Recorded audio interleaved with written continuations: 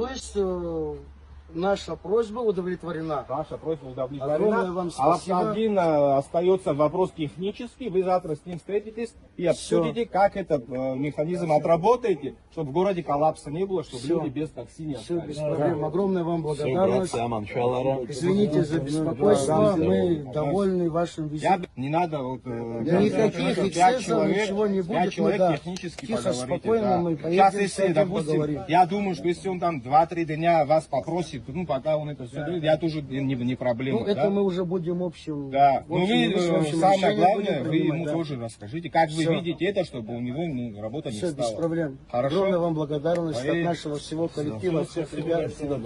Провел переговоры с руководителем организации, в которой все эти люди работают.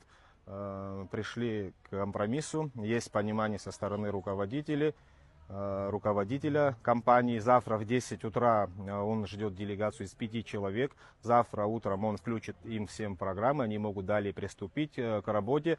У него была такая просьба, дабы не попасть в какой-то коллапс, когда в городе невозможно будет вызвать такси. Он хочет технические вопросы обсудить с водителями, выработать единый механизм работы и, в принципе, далее следовать тем нашим договоренностям, которые были сегодня достигнуты.